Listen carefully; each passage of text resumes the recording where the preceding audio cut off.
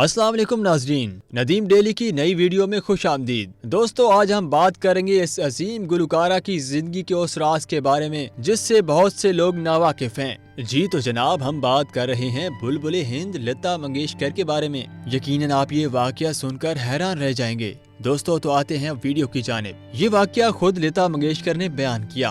लता मंगेशकर ने इंटरव्यू के दौरान कहा, हम इस बारे में बात नहीं करते क्योंकि ये हमारी जिंदगी का भयानक दौर था। ये बात साल 1963 की है। लता मंगेशकर सुबह सवेरे रियाज के लिए उठती थीं, मगर उस दिन जैसे ही वो उठी उन्हें गैर मामूली तौर पर पेट में दर्द महसूस हुआ। ये तकलीफ उन्हें कई दिनों से हो रही थी, जिसे वो मुसलसल नजरअंदाज करती आ रही थीं। पहले तो उन्हें ख्याल यही आया कि गानों की मुसलसल रिकॉर्डिंग और वक्त बेवक्त खाने की वजह से मुमकिन है कि उनकी तबीयत ऐसी हो रही हो। मगर आज का शदीद दर्द और तकलीफ उन्हें एक पल भी चैन से बैठने या लेटने नहीं दे रही थी। कमजोरी का ये आलम था कि एक दो बार उन्होंने दूसरे कमरे में मौजूद बहनों को आवाज देने की भी कोशिश की, लेकिन अंदरूनी दर्द से वो ये भी न कर पाईं।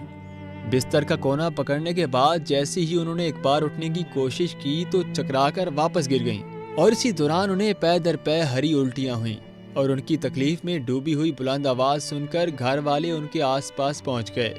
सबके हाथ पैर उस वक्त फूल गए जब उन्होंने देखा कि लता मंगेशकर नींद बेहोशी के आलम में बिस्तर पर बेसुध पड़ी हुई थीं। दोस्तों, ये वो वक्त था जब भारतीय फिल्मों में मुदर और रसीली आवाज की हामिल लता मंगेशकर की आवाज का जादू अपने पूरे उरूज पर था। 32 साल की लता मंगेशकर कामयाबी और कामरानी की नई मिसालें कायम करने में मगन थीं। हर मौसीकार उनकी दिलों में जलतरंग बजने वाली आवाज से फायदा उठाता।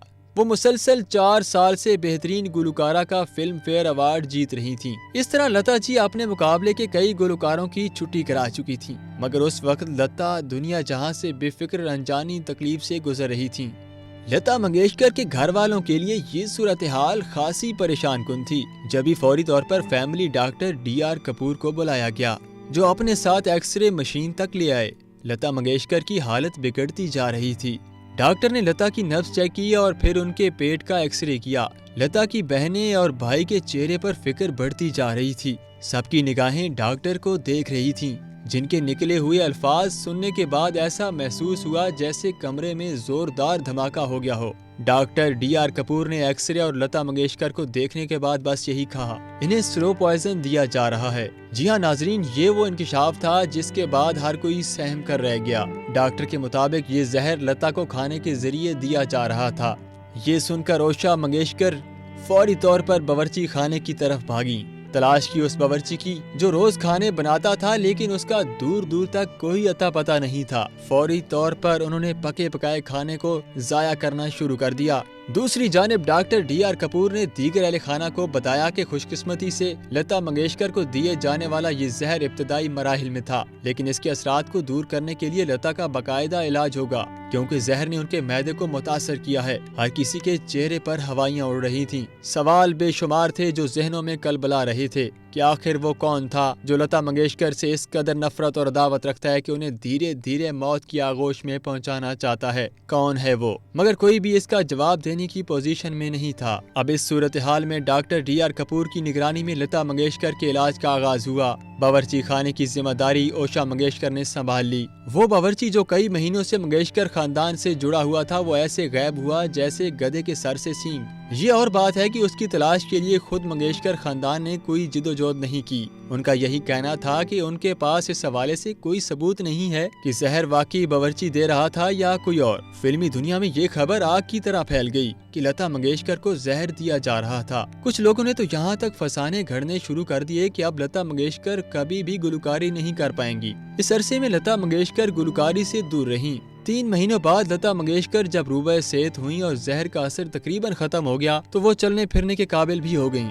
लता के साथ पेश आने वाले इस वाक़ये को बाद में 1992 में रिलीज होने वाली फिल्म गीत में मामूली रद्दोबदल के साथ पेश किया गया कि किस तरह गुलकारा बनी हीरोइन। दिव्या भारती की मकबूलियत और शोहरत से खैफ होकर विलन उन्हें जहरीले लड्डू खिलाकर उनकी आवाज को नुकसान पहुंचाता है, और जब दिव्या भारती इस साजिश को शिकस्त दे देती हैं और पहली बार जब माइक थाम कर नगमा सराई करती हैं, तो ये गीत लता मंगेशकर की ही आवाज में रिकॉर्ड हुआ, जिसके बोल थे, आप जो मेरे मीत ना होते, होंठों पे मेरी गीत ना होते। لتا منگیشکر کو زہر دینے کی سازش میں کون ملوث تھا؟ کس نے، کیوں اور کس کے اشارے پر یہ کارستانی دکھائی؟ ناظرین، اس راز سے کبھی پردہ نہیں اٹھ سکا۔ خود منگیشکر خاندان اس موضوع پر گفتگو کرتے ہوئے احتیاط کرتا رہا۔ دلچسپ بات تو یہ ہے کہ کبھی بھی اس باورچی کو ڈھونڈنے کی کوشش ہی نہیں کی گئی، جو اس واقعے کے بعد بغیر تنخواہ لیے پراسرار طور پر غائب ہو گیا تھا۔ دوستو، امید کرتے ہیں آپ کو آج کی سٹوری پسند آئی ہوگی۔ مزید ویڈیوز کے لیے ندیم ڈیلی کو لائک اور سبسکرائب ضرور کریں۔